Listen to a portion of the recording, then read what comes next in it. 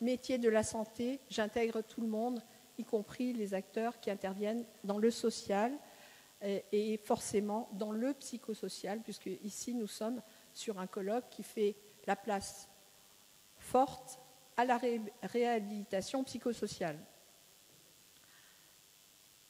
Alors, qu'il s'agisse de professionnels de santé ou sociaux, que ce soit de la ville ou de l'hôpital, d'étudiants, d'infrastructures sanitaires et ou médicales, quand on parle de nos jeunes qui sont touchés aujourd'hui, et on le sait plus particulièrement, et qui payent le prix de la crise sanitaire à travers que ce soit les problématiques d'addiction ou des tendances suicidaires, d'où l'importance, effectivement, de votre colloque aujourd'hui. Je veux souligner que l'ambition du territoire de Nancy est de se renforcer avec vous, partenaires. Comment? En inscrivant la santé dans toutes ces politiques publiques, par exemple celle de l'attractivité économique et de l'emploi qui a un axe sur ce champ, mais aussi en prenant en bras-le-corps les défis concrets et nombreux qui se jouent, à l'instar notamment des problématiques d'attractivité des métiers que vous connaissez, que ce soit dans le soin ou le social. Et je tiens à rappeler le rôle du président Mathieu Klein en tant que président du Haut Conseil du travail social qui œuvre aujourd'hui pour ces métiers. Alors que ce colloque sur la remédiation cognitive vient effectivement donner de l'espoir en matière de psychiatrie et de santé mentale, sujet sinistré dans notre pays. Sur ce chantier, les élus sont à vos côtés à travers plusieurs outils qui nous sont dédiés à co-construire avec vous, et notamment les contrats locaux de santé mentale. Nous avons déjà des actions fortes sur la question, avec un dispositif d'appui en santé mentale, une offre de soins en termes d'accueil familial thérapeutique, un programme premier recours en santé mentale à destination des étudiants. Mais je veux dire ici, et j'ai pu déjà l'échanger avec les personnes ici présentes, dire notre grande disponibilité à faire un axe majeur dans le cadre du renouvellement en 2023 du contrat local de santé mentale, du contrat local de santé tout court, de ce document qui est cadre, en lien notamment avec le déploiement des projets territoriaux de santé mentale. Et je sais que le 54 et le 88, on vient de l'échanger là aussi, sont précurseurs. Et je voudrais souligner votre dynamique, votre prospective, votre dynamique prospective, et ça c'est important, vous êtes proactif. Et ça, c'est essentiel. Alors pour conclure, je vous souhaite un colloque riche en échanges. Je vais vivre une grande frustration parce que je vais devoir vous quitter. Il faut savoir que pour moi, cette thématique qui est la santé mentale au sens large, c'est quelque chose que j'ai découvert en travaillant sur l'île de la Réunion à l'établissement public de santé mentale. Et d'ailleurs que j'ai vécu à cette occasion une de mes meilleures expériences professionnelles pour avoir découvert vos activités, la manière dont vous travaillez avec les citoyens. Donc je vous souhaite un colloque riche en échanges et je vous invite pour ceux qui veulent et le peuvent de profiter bien sûr de la ville de Nancy. J'espère que vous avez pris quelques RTT pour ceux qui se sont déplacés pour pouvoir peut-être aller au Nancy Jazz Pulsation, que vous verrez peut-être le soleil percer dans le brouillard pour aller faire une petite pause au jardin éphémère. Et je vous souhaite donc un excellent colloque. Merci à vous et je dis aux professionnels de Nancy à très bientôt. Bonjour à toutes et à tous, Olivia Deschamps, je suis la directrice du centre psychothérapique de Nancy et j'allais dire, je ne suis pas ravie de vous accueillir chez nous, mais presque chez nous, parce qu'on n'a pas de salle aussi prestigieuse qu'ici, et avec des invités prestigieux aujourd'hui présents et qui donc pourront échanger et débattre avec vous tout au long de la journée. Ce colloque, il s'intitule « Motivation et remédiation cognitive, passer à l'action ». Personnellement, je me suis dit, mais ça ne reflète pas trop la réalité, parce que moi, c'est plutôt « Jusqu'où iront-ils » en tout cas dans l'établissement, puisque en termes de remédiation cognitive, de réhabilitation psychosociale, c'est vraiment une, je ne sais pas si on peut dire une surspécialité, mais en tout cas qui fourmille de projets, d'initiatives et d'innovations. Et je pense que c'est aussi ce dont il sera question aujourd'hui tout au long des différentes tables rondes et prises de parole. En effet, donc il y a des experts qui viennent du monde entier et puis de toute la France. Après Marseille donc, et Paris l'année dernière, c'est Nancy cette année. Et on est ravis aussi de vous y accueillir et de pouvoir vous présenter la manière dont nous fonctionnons, puisque donc, dans la région, il y a le Centre universitaire support de remédiation cognitive et rétablissement, que l'on appelle CURE, donc CURE Grand Est, avec également donc, une partie alsacienne, parce que vous savez qu'on est une grande région issue de la fusion de 3 anciennes régions, donc Cure Alsace avec le professeur Bernat, Cure Champagne-Ardenne avec le docteur Béra Potel et donc le Cure Lorraine avec docteur Masson, un de nos co-organisateurs aujourd'hui. Donc ce réseau-là fonctionne très bien. Ce sera aussi l'occasion de pouvoir vous présenter les avancées. Et puis, comme je ne vais pas être non plus trop longue, je voulais vraiment remercier le comité d'organisation. Je pense que vous avez tous, à un moment donné, été en charge d'organiser aussi bien au niveau du contenu que de la logistique un congrès. Et c'est vraiment un travail de longue haleine. Donc vraiment, merci beaucoup à vous. Et aux partenaires aussi de cette journée, hein, que je ne vais pas tout lister. En tout cas, voilà, c'est une très belle occasion, je pense, à la fois de vous réunir, parce qu'après plusieurs années de crise sanitaire, alors même si ce n'est pas tout à fait encore terminé, c'est vrai qu'on a la joie de se retrouver en présentiel et que les moments de pause sont des moments aussi qui sont importants pour pouvoir échanger, se retrouver. Et donc, c'est vraiment une belle occasion, je pense, aujourd'hui qui vous est offerte. Également, je ne pourrais, comme Madame Colombo, je ne pourrais pas rester avec vous aujourd'hui, mais je vous souhaite une très belle journée, de beaux échanges, de beaux travaux, et je vous dis surtout après un très bon retour chez vous, parce que lorsqu'on participe aussi à un congrès, à un colloque, c'est aussi l'occasion après, quand on revient dans son établissement avec ses propres partenaires locaux aussi, de proposer de nouvelles choses, de dire à tel endroit il se passe ça, est-ce qu'on peut le mettre en place chez nous? Donc c'est aussi à ça que cela sert. Bonne journée à vous. Bonjour à tous, je suis Vincent Fortin, je suis référent santé mentale pour l'ARS Grand Est à la direction de l'offre sanitaire.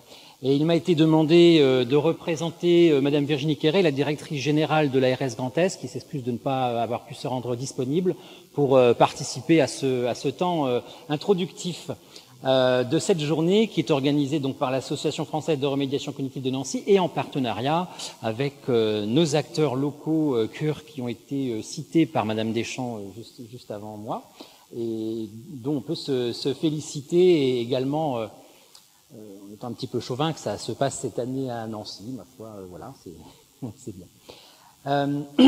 Je vais évoquer quelques éléments de contexte de la santé mentale, et notamment la feuille de route en santé mentale et psychiatrie, qui a l'ambition de porter une vision positive de la santé mentale et qui s'est enrichie avec les assises de santé mentale qui fêtent leur premier anniversaire, puisqu'ils se sont déroulés le 28 et 29 septembre de l'an dernier.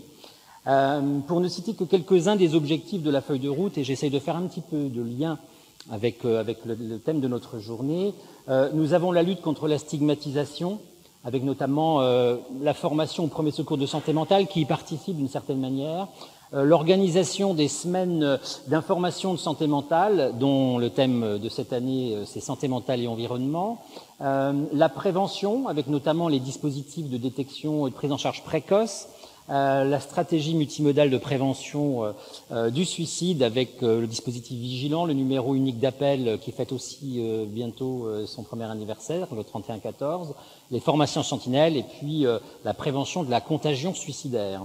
La promotion et le respect des droits des usagers, leur application ainsi que celle des pères aidants, le développement de dispositifs ambulatoires, on continue à aller vers un virage ambulatoire et je pense que la réhabilitation psychosociale et la remédiation cognitive y participent, et puis une orientation donc largement déterminée par la logique du rétablissement, voilà, c'est un des effets quand même, il me semble, important, et ça fait pas si longtemps que ça qu'on parle vraiment de rétablissement à ce point-là pour les questions de psychiatrie et de santé mentale. L'instruction relative de 2019, relative au développement des soins de réhabilitation psychosociale sur les territoires, elle pose le cadre du développement de soins de réhabilitation psychosociale, et notamment dans le cadre des PTSM, des projets territoriaux de santé mentale qui ont été évoqués notamment tout à l'heure. Et Ma Santé 2022, qui élève la psychiatrie et la santé mentale au rang de priorité, fixe parmi les objectifs à atteindre justement ce développement renforcé de la réhabilitation psychosociale. Cet objectif, il est inscrit dans la feuille de route de santé mentale que j'évoquais tout à l'heure. Il figure dans le décret relatif au PTSM, les projets territoriaux de santé mentale, et qui priorise l'organisation de parcours de santé et de vie sans rupture en vue du rétablissement et de l'inclusion sociale des personnes souffrant de troubles psychiques graves ou en situation de handicap psychique. Les projets territoriaux de santé mentale de la région Grand Est se sont saisis de la question de la réhabilitation, je dirais de manière hétérogène, pas forcément dans tous les PTSM, qui ne sont pas exhaustifs et qui sont dans leur première version, mais néanmoins on peut y retrouver une certaine gradation, des centres de proximité qui seront appelés à être labellisés, des centres de soins un peu plus standards si je peux dire, mais qui ont une activité de réhabilitation et d'insertion sociale, et puis parfois une dimension, je dirais support, mais à l'échelle du territoire du PTSM. Voilà, donc c'est un petit peu ce que l'on retrouve dans les projets territoriaux pour le Grand Est. La santé mentale est positionnée comme une des priorités de notre politique de santé, c'est un enjeu majeur pour le PRS. Dans le parcours de santé mentale actuel, l'ARS Grand Est a posé comme deuxième objectif opérationnel de développer une offre de réhabilitation psychosociale en adéquation avec le projet de vie des usagers. À l'aune du prochain schéma régional de santé mentale qui commence à se préparer, on est en train de faire la transition entre les deux, bien évidemment, le rétablissement de la personne par le développement des soins de réhabilitation psychosociale est une des priorités en santé mentale. J'ai souligné tout à l'heure le partenariat des acteurs lorrains pour l'organisation de cette journée de colloque à Nancy. C'est en 2018 que, en amont de l'instruction de 2019, nous avons rencontré la direction du CPN, le professeur Schwann et le docteur Masson, pour présenter un projet de création de centres support de réhabilitation psychosociale et de remédiation cognitive, et qui se déclinait je dirais, en trois pôles imparentés région. Depuis, nous essayons de travailler ensemble pour essayer de développer ça. Première mise en œuvre du centre ressources de réhabilitation psychosociale qui a été suivie par une phase de déploiement des centres de proximité qui est encore en cours et qui est encore à se développer, je dirais comme ça. La crise sanitaire, comme sont beaucoup de domaines, elle a contribué à ralentir un petit peu, mais les acteurs concernés ne se sont pas arrêtés pour autant. Et aujourd'hui, l'organisation du développement de la réhabilitation est structurée avec un programme de déploiement de centres de proximité labellisés et reconnus. Cette phase de projection et de labellisation des centres est en cours et le CUR Grand Est travaille en collaboration avec l'ARS Grand Est pour cette labellisation et reconnaissance des prochains centres de proximité en cours de création. Il m'a également été demandé de représenter la Direction générale de la santé qui n'a pas pu se déplacer, mais en cet anniversaire, je dirais, des assises de la santé mentale, m'a demandé si je pouvais simplement faire quelques petits retours sur ces assises. Et donc je vous énumère, mais je ne vais pas entrer dans le détail, des instructions marquantes qui sont sorties dans le cadre des différentes mesures des assises de la santé mentale, et notamment l'offre de soins en psychiatrie pour mieux répondre aux besoins, qui en deux mots correspond à des liés à la demande, mais qui ont été remaniés puisque ça s'est inspiré du champ somatique, MCO, mais qui ne colle pas tout à fait à la discipline. Et donc voilà, ça s'est élargi à d'autres possibilités. Il y a une instruction aussi en avril 2022 qui est relative au soutien psychologique des personnes en situation de grande précarité. J'évoquais tout à l'heure, inclusion sociale, réhabilitation, on est dans ce thème-là, dans les centres d'hébergement et de lieux d'accueil, donc qui est en cours en tout cas d'application. On est en train d'organiser ça, en tout cas nous, au niveau de la région. Une autre instruction, toujours en avril 2022, qui est plus on va dire, un peu technique sur la répartition de fonds d'intervention régionale, le FIR, en faveur des groupes d'entraide mutuelle, des clubhouse, et disons, pour répondre à 2 mesures des assises qui touchent à la paire aidance, les pères aidants, on va dire, les pères aidants, le GEM étant un contexte permettant cette paire aidance, et puis les pères aidants, on va dire, plus professionnalisants, notamment avec la licence professionnelle qui se développe actuellement. Ensuite, on a eu une délégation de fonds pour développer, et c'est aussi une mesure des assises de la santé mentale, les infirmiers de pratique avancée en mention santé mentale. Si je remets une petite casquette régionale juste un petit instant, c'est pour vous dire que l'ARS, dès le début du déploiement des infirmiers en pratique avancée, a financé dans les 2 premières années systématiquement toutes les candidatures qui étaient posées par les établissements. Ça revient à financer la formation, le remplacement de la personne, etc. Donc, parmi ceux-là, il y avait déjà des IPA en mention santé mentale. Et donc là, cette mesure est venue encore renforcer. Et donc, on a eu la possibilité, et j'espère que nous l'aurons encore, de pouvoir encore développer cet accompagnement pour ce type de formation. Et puis, nous avons aussi une mesure de renforcement du psychotraumatisme, qui est intégré, qui fait partie des assises de la santé mentale. Et puis je terminerai en citant la mesure Mon Psy, qui est un accès à un psychologue conventionné par la CPAM et qui peut être remboursé, qui se déploie au niveau national. Et je terminerai par ce point-là. Je vous souhaite à tous une journée riche d'échanges. Et puis, je vais avoir le plaisir de pouvoir y assister. Alors, juste un tout petit mot d'introduction, à la fois sur l'information à travers les sites web, la formation, le diplôme d'université et l'e-learning, et puis la recherche avec Réabase.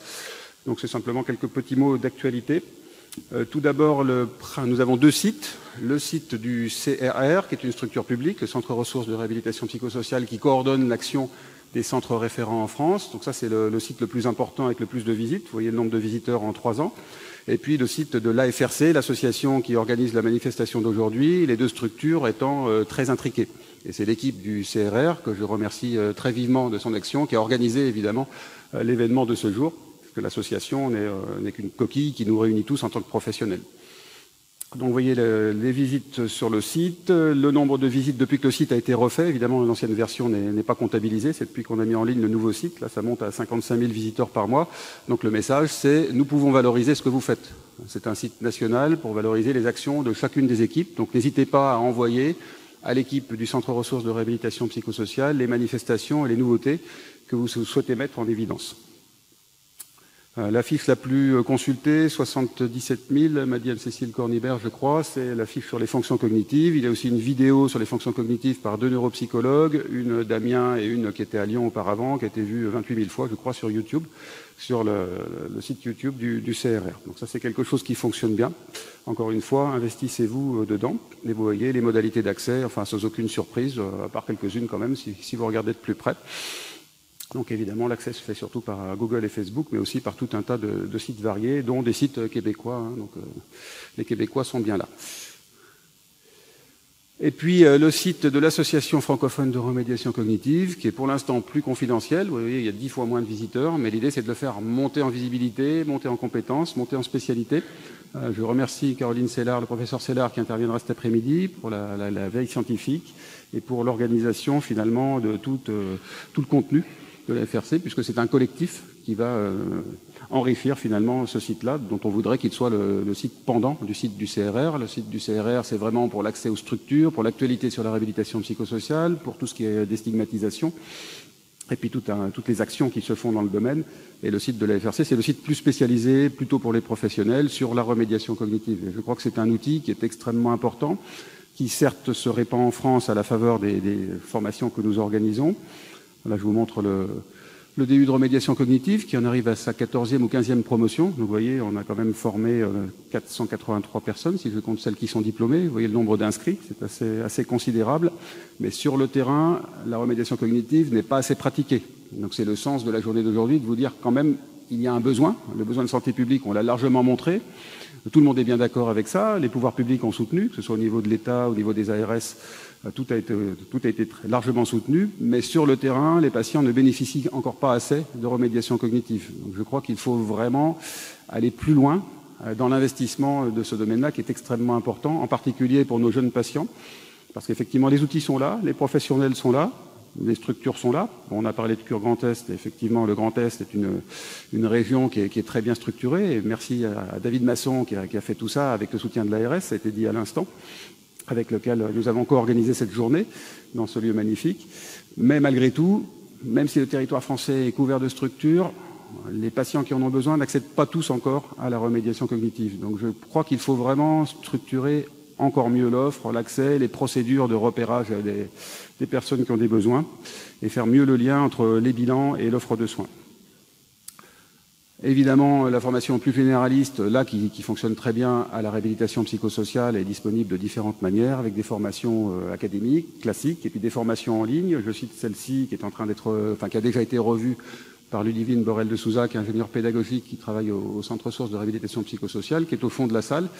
Donc, il a remis ça en forme et avec beaucoup plus d'agrément. Pour ceux qui l'ont pratiqué au début, vous pouvez la regarder de nouveau. Et puis, on est en train de travailler avec Ludivine sur la constitution d'un MOOC qui sera plus interactif, plus moderne, beaucoup plus adapté aux besoins actuels. Mais cette formation reste valable et vous pouvez y accéder en flashant simplement sur le QR code qui est en haut à droite. Donc, je pense que c'est intéressant aussi de vous la mentionner. Et puis tout le travail de recherche qui est fait, en particulier avec Réabase. Donc vous voyez l'équipe support ici, le docteur Guillaume Barbala, qui est le médecin psychiatre formé aux neurosciences et à la santé publique, qui aide les équipes à s'investir et à valoriser les données. Emmanuel Gauthier, qui est l'ARC Monitoring, et Julien Place, qui est le statisticien. Et vous voyez que le Grand Est est représenté évidemment dans les structures qui contribuent. Alors contribuer, ça veut dire à la fois recueillir les données, mais ça il faut le faire bien, de manière, je sais, pour que le Grand Est ça se passera bien. Mais globalement, on a un problème quand même d'alimentation de la base pour les réévaluations. Donc j'attire l'attention de tout le monde sur la nécessité de mettre une procédure en place pour que les réévaluations soient faites systématiquement, parce que l'objectif de cette base, c'est de montrer l'impact de la réhabilitation psychosociale. Et si on n'a pas 2 points de mesure, on est dans l'incapacité de le faire. Là, je vous cite les 3 travaux scientifiques qui ont été publiés en 2022 à partir des données de Réabase. Et ce qu'on souhaite, c'est qu'il y en ait encore beaucoup plus chaque année à partir de 2023, 2024 et les années qui vont suivre. Il y a énormément de données à valoriser, donc n'hésitez pas à vous investir dans les réunions du jeudi qui sont animées 1 fois par mois par Guillaume Barbala. Et puis le déploiement de la remédiation cognitive en France, ça c'est les données qui sont issues de Réabase. Vous voyez, on voit le nombre de prises en charge par année, par programme, avec évidemment le programme phare RECOS qui est le plus représenté, qui sort en premier, mais vous voyez quand même, c'est 30 patients suivis par an. Vous voyez, Tom Remède, qui est le deuxième, c'est 20 patients suivis par an. Ensuite, c'est RTS Kit, etc., c'est moins de 15. Enfin, globalement, je pense qu'on peut faire beaucoup mieux, parce que le besoin de soins est là, l'offre de soins est en face, mais le problème est toujours le même, qu'on soit au niveau de l'unité, du service, du pôle ou de la France, c'est que le besoin de soins rencontre l'offre. Donc je crois qu'on a un effort à faire sur la communication et sur les procédures qui permettront qu'effectivement l'offre de soins puisse vraiment entrer dans sa pleine efficience.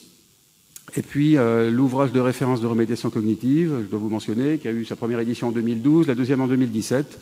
La troisième est en cours d'écriture et devrait sortir en 2023. Donc j'attire l'attention des auteurs qui sont dans la salle de pouvoir bien rendre les chapitres en octobre, plutôt avant fin octobre. L'idée étant que pour la prochaine réunion du réseau de réhabilitation psychosociale à Lyon, le livre soit sur la table et que vous puissiez en disposer, la réunion ayant lieu fin mai. Sinon, ce sera sorti en fin d'été, ce qui serait un petit peu dommage. Voilà, j'ai eu l'éditrice hier soir, donc c'est vraiment les dates réalistes. Donc rendez-moi les articles dès que possible. Et puis donc vous voyez, les colloques annuels font le tour de France. Le principe, c'est de promouvoir la réhabilitation et la remédiation cognitive sur tous les territoires. Bon, il y a encore certaines régions qui ne sont pas couvertes, mais on va y arriver petit à petit. Et vous voyez, l'année prochaine, eh bien, ce sera à Tours, le 22 septembre 2023. Pardon, excusez-moi, j'ai fait une faute de frappe. 22 septembre 2023 à Tours, un congrès qui sera co-organisé avec Jérôme Gros. Voilà, et donc là, je vais passer la parole à David Masson, à la fois pour qu'il introduise, enfin qu'il finisse l'introduction de cette journée et qu'il soit le premier président de séance. Merci David. Merci Nicolas, merci à tous d'être là. Très honoré, vraiment très ému de pouvoir accueillir, que nos équipes puissent accueillir le colloque de la FRC pour la première fois dans le Grand Est. C'est un bel événement et une belle reconnaissance aussi de l'engagement que l'on a dans la région depuis quelques années. Alors, on a choisi le terme de la motivation. Je dirais que ce thème, c'est pas pour rien qu'on l'a choisi, puisque il fait partie de notre ADN au niveau de la grande région. Alors, la motivation, c'est ce qui motive une action, et une action qui va dans un sens, dans un objectif précis. Et il est décrit des fois selon 4 dimensions: le déclenchement, la direction, l'intention et le but. Et le déclenchement, en fait, pour ma part, vient de quelques années. En 2015, j'ai eu la chance de pouvoir faire le diplôme de remédiation cognitive. Et là, j'ai dit la révélation, en tout cas la confirmation de l'utilité de la réhabilitation psychosociale de la remédiation. Et le deuxième aspect, c'est le fait qu'il faudrait pouvoir le proposer à un maximum de personnes et que les besoins sont immenses. Et de ce fait-là, la direction était donnée à ce moment-là, c'était de pouvoir mettre en place progressivement un ensemble d'actions pour pouvoir le décliner, je dirais au niveau des patients dans les services qu'on s'occupe, mais aussi de pouvoir le proposer à un ensemble de personnes sur la grande région. Et pour vous donner une anecdote, en 2015, j'étais en stage à Sainte-Anne à Paris, et en fait, on avait des personnes qui appelaient de Nancy pour prendre rendez-vous à Sainte-Anne, pouvoir réaliser une action, une prise en charge en médiation cognitive. J'espère qu'aujourd'hui, on n'en est plus à là avec le développement de nos centres. Alors, le réseau Cure Grand Est est l'émanation de cette organisation. Cure, c'est l'acronyme de Centre Universitaire Support de Remédiation Cognitive et Rétablissement. On en a parlé un peu ce matin déjà. Création sous l'égide de l'ARS Grand Est depuis 2019. On la présente effectivement en 2018 et on a eu la chance que nos tutelles ont suivi nos projets, nous soutiennent et continuent de nous aider à développer la réhabilitation. La spécificité de notre région, c'est que dès le départ, on l'a pensé en coordination en 3 centres. 3 centres support référents régionaux. Un en Alsace, à Strasbourg, qui est dirigé par le professeur Bernat ici présent. En Champagne-Ardenne, à Reims, dans le service du professeur Kaladjian, dirigé par le docteur Béra Potel, qui est aussi présente dans la salle. Et puis en Lorraine, sur le site du centre psychothérapique de Nancy. L'animation de la coordination régionale est réalisée par Nancy, ce qui nous permet de faire un ensemble d'actions. Et là, on rentre dans la phase de labellisation des centres de proximité, qui est en cours de travail avec l'ARS, avec la labellisation de centres qui auront une dénomination dite Proxicure. Alors l'historique, date de 2016, l'instruction de 2019, on en a parlé. La mise en place des centres support à partir de fin 2019 et 2020. Alors il y a eu effectivement des difficultés avec la crise Covid qui effectivement a ralenti le processus, mais a absolument pas ralenti ni les motivations, ni la dynamique, ni l'envie de le développer. De ce fait-là, aujourd'hui, on en est à là. Donc, j'ai mis une carte parce que les personnes du Grand Est reconnaissent bien, mais l'idée, c'est de pouvoir aussi le montrer. Donc, on a les 3 cures, un en Reims, un à Nancy et un à Strasbourg. Et on a la labellisation en cours, 2 centres, 2 en Champagne-Ardenne, 2 en Lorraine pour le moment et 2 en Alsace également. Donc, comme le soulignait Nicolas Franck tout à l'heure, ça se développe, c'est de plus en plus proche, mais il y a encore beaucoup à faire en termes de disponibilité, d'accessibilité. Et on est sur une région aussi avec un certain nombre de zones sinistrées. Je pense à la Meuse, où là, on a peu de ressources en santé mentale et l'organisation au niveau des Vosges. Cela dit, le réseau est dynamique. On a de plus en plus de personnes qui sont intéressées pour travailler dans cette philosophie du rétablissement et on a des contacts maintenant dans tous les départements. Donc on va être amené dans les prochaines années à continuer à développer ce réseau et qu'il puisse vraiment être accessible à tous et au plus proche des patients. Et c'est ça aussi l'intention, le but que l'on garde, le cap que l'on garde quoi qu'il arrive, c'est de pouvoir le proposer à toutes les personnes qui puissent en avoir besoin. La force du réseau, c'est la force du dispositif, du collectif aussi, puisqu'on a un ensemble de professionnels très engagés sur la question. On est plus d'une dizaine, plus d'une cinquantaine, je pense maintenant, avec l'ensemble des équipes.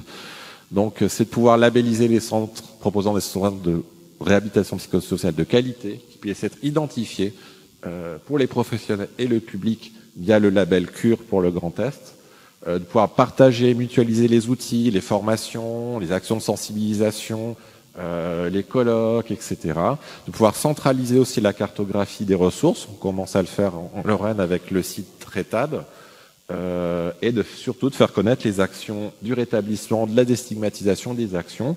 Nicolas citait le site du centre ressources, et au niveau local, on a aussi créé un dispositif. On s'est investi sur les réseaux sociaux, sur Facebook, Twitter et LinkedIn pour le moment. Je vous ai mis un certain nombre de coordonnées. On est en place depuis mars 2022 et on a plusieurs centaines en plus de 100 abonnés sur les différents sites. Donc là, je vous montrais quelques éléments de communication que l'on fait, à la fois des professionnels, de présentation des techniques et de présentation des lieux aussi. C'est important de pouvoir le montrer au public pour qu'il puisse aussi à la fois accéder à nos dispositifs et les demander. J'ai envie de dire sans transition, vu l'heure, on va entamer directement les présentations de la matinée, dont la première plénière est intitulée Motivation et environnement.